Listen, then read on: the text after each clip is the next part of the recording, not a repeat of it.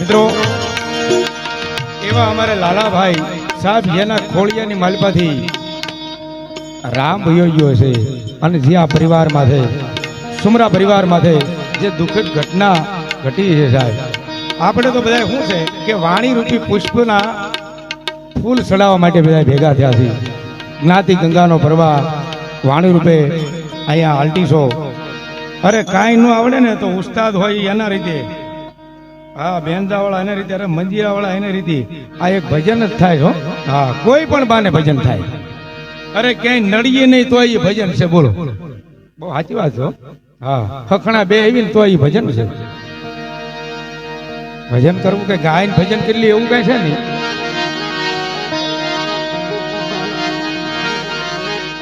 અને તેથી એમ કહેવાય રામને વનવાસ મળે, માં રામ માં જાનકી અને લક્ષ્મણ હાલી નીકળે અને ભરત ને શત્રુઘ્નને મોસાળમાં ખબર પડી હો.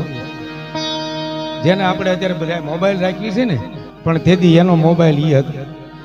ભરત પોતાના ભાઈ શત્રુઘ્ન નાના ભાઈને કહે છે કે શત્રુઘ્ન, હા ભાઈ,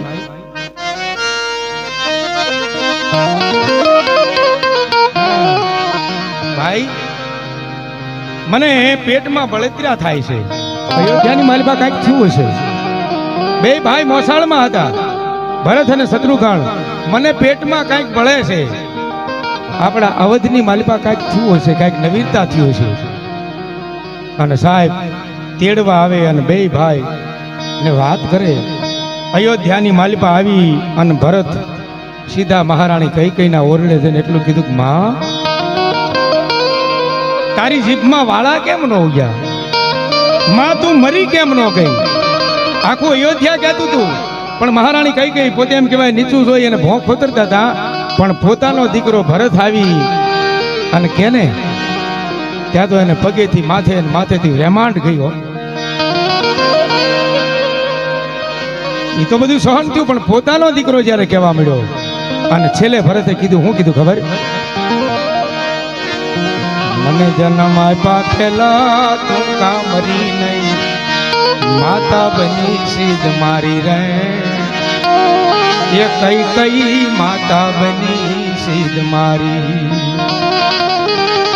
માં, મને જન્મ આપ્યા પેલા તું મરી કેમ ન ગઈ? મને જન્મ આપ્યા પેલા તું કા મરી નહીં, માતા બની સીધ મારી રહે. એ કઈ કઈ માતા બની સીધ મારી. ભરત બહુ બોલ્યા. મહારાણી કૈકેયી નીચા નૈણ ઢાળી અને ઓરડાની માલિપા બેઠા બેઠા ભોંક ખોતરે છે. અને હવે ભરત કહે છે, શું કહે છે બાપ ખબર? રામને વનવાસ એ મારા પિતાના પ્રાણ હરનારી કૈકેયી માતા બની સીધ મારી. એ કૈકેયી માતા બની સીધ મારી. તું મારી માં કેમ બની? ભરત બહુ બોલ્યા, બહુ બોલ્યા. અને છેલ્લે ભરતે એટલું કીધું કે હવે હું તને માં નહીં કહું. અને કૈકેયીનો જીવ મુજાણો. હા હા, પોતાનો દીકરો જ્યારે પોતાની માને એમ કે હું તને માં નહીં કહું, એ ઘટના કેવી ઘટી છે સાહેબ? હે, આયા એમ કહેવાય 14 વર્ષનો વનવાસ રામ, માં જાનકી અને લક્ષ્મણ સતી નીકળી ગયા છે સાહેબ. 14 વર્ષ પૂરા થાય. અયોધ્યાની માલિકા રામ પાસે આવે વનવાસ ભોગવી, ઋષિઓના કામ કરી, અસુરોનો નાશ કરી. અયોધ્યાની માલિકા આવે. કોઈ કે રામ અમને મળ્યા છે, કોઈ કે અમને મળ્યા, પણ સીધા કૈકેયીના ઓરડે જઈ અને એટલું કીધું કે માં. અને કૈકેયી આ મતે જોયો, આવ્યો બાપ, હા માં. બથ ફરી અને એટલું કીધું કે માગી લે માં.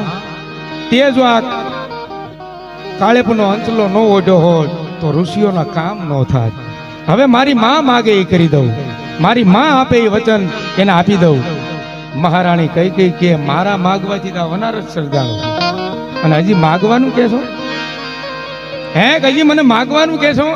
કે નહીં માં, એકવાર માગી લે.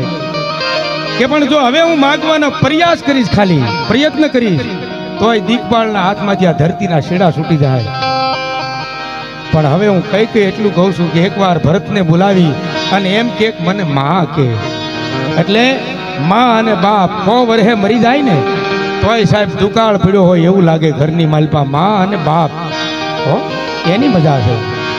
નકર અમારા ભાવનગરની એક ઘટના ગોહિલવાડની મેપા નામનો માલધારી ભાવનગર દરબારનો પોતે એમ કહેવાય ગોવાળ અને એક દિવસ મેપાની માં મરી ગઈ. મેપાની માં મરી ગઈ એટલે આખા ભાવનગરની માલપાથી કોઈ હારો માણા આવે કોઈ વડીલો આવે અને આવીને એમ કે મેપા ભાઈ હવે માં તો ઉંમર હતી અને માં વ્યા ગયા છે પણ મેપા ભાઈ હવે સાના રહી જાઓ. તોય મેપો માલધારી રોવે છે. ઈ 1 દી 2 દી 5 દી 15 દી ભાવનગર દરબાર 1800 પાદરના ધણીને ખબર પડી આવી અને એટલું કીધું કે મેપા ભાઈ હવે એ તો ભગવાનને ગમ્યું હાસુ મારો બાપ મેપા ભાઈ સાના રહી જાઓ અને હવે એ તો આપણા હાથની વાત છે નહીં. અને તેથી મેપા માલધારી એટલું કીધું બાપુ તમે મને શું કીધું કે મેપા ભાઈ કીધું મારા દીકરા છે એ મેપા બાપા કહે કોઈ કાકા કહે પણ હુઈ જા મારા મેપલા કેનારી વહી ગઈ મને ઈ વાતનું દુઃખ છે બાપ. એટલે માં અને બાપ એના જગતની માલપા કોઈ તાજવે તોલાય નહીં હા મૂલવાય નહીં. અને એટલે કવિ લખે છે કાપસકર કવિ લખે શું કે બાપ એ તાજવે તાલ તોલાય નહીં જેના તાકણે ઘાટ ઘડાય નહીં દુનિયામાં બધું મૂલવો મા બાપ નથી.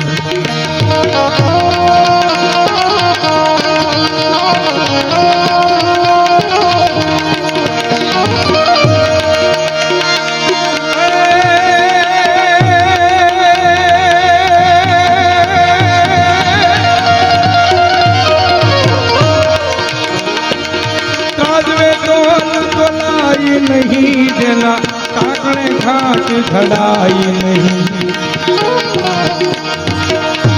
दुनिया में बधुई भूलवो माँ बाप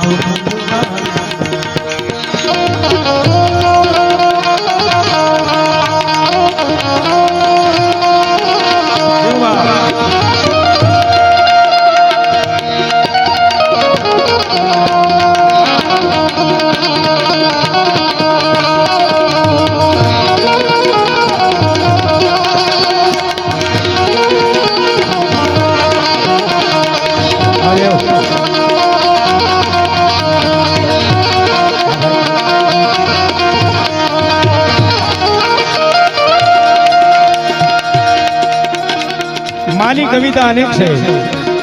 માને કવિઓ ઘણાય મળી અને માને બિરદાવી છે પણ બાપને ઓછા કવિઓ મળ્યા છે. પણ અત્યારે ઘણાય ગીતો લખાણા છે બાપુ માટે. પરમ પૂજ્ય ઇન્દ્ર ભારતી બાપુ એમની પણ બાપ માટે બહુ સરસ કવિતા. મારા મિત્ર અમારા રાજભા ગઢવી એમની પણ સારી કવિતા એની એક બબ્ય કડી લઈ લો. રાજભાની કવિતા શરૂઆત કરું કેવી રીતે કે આપણે આંગણાની માલિપા બાપ બેઠો હોય ભલે 100 વર્ષની ઉંમર હોય પણ હું તમે એના દીકરા હોય ને બહાર ગમે અહીંયા ગયા હોય તો એ બાપ કેવો રાતના 12 વાગે 1 વાગે તો એ વાટે હોય. માન બાપ બે વાટે હોય પણ બાપય વાટે હોય. એટલે રાજભાની કવિતાથી શું કહે ઉપાધિ કોઈ તું કરમાં ઉપાધિ કોઈ તું કરમાં હજી હું બાપ બેઠો છું હજી હું બાપ બેઠો છું.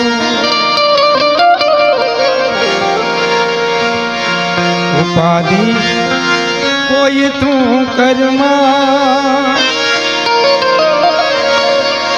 હજી હું બાપ બેઠો છું હજી હું બાપ બેઠો છું. એ હારા મોળો સમય એવો હોય તો એ બાપુ એમ કે હજી બેટા હું બેઠો છું તો હું કરે ઉપાધિ કરે છે. એ બાપ કેવો હા બાપ છે એ 17 છે અને માં છે એકાક્ષણી મંત્ર છે બાપ. અને ઇન્દ્ર ભારતી બાપુ લખે શું કે ખબર? હે એવો ઘેરો રે હે વડલો ને ઘેરી સાયડી રેલો એ ઘેરો હે એવો ઘેરો રે હે વડલો ને ઘેરી સાયડી રેલો અન ઘેરા આ કુટુંબમાં મારો બાપ જો ઘેરો એ ઘેરો હવાય હે વડલો ને ઘેરી સાયડી રેલો. હા સુરાભાઈ, ઈ વડલા જેવો બાપ એમ કહેવાય પરિવારમાં બેઠો હોય અને ભેળા એમ કહેવાય દીકરાના દીકરા એ અડખે પડખે રમતા એનો ઢોલિયો ઢાળેલો હોય અને ઈ બાપની યાદ આવે. હવે ઇન્દ્ર ભારતી લખે શું કે? હે એવી આંગળી આ પકડી તી મારા બાપની રેલો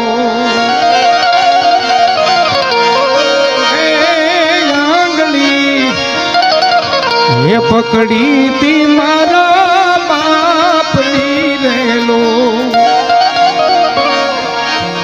પછી આપણે નાના હોઈએ અને બાપુની આંગળી પકડી અને બજારે હાલતા શીખ્યા હોય અને ત્યારે ઇન્દ્ર ભારતી બાપુ શું કહે છે ખબર?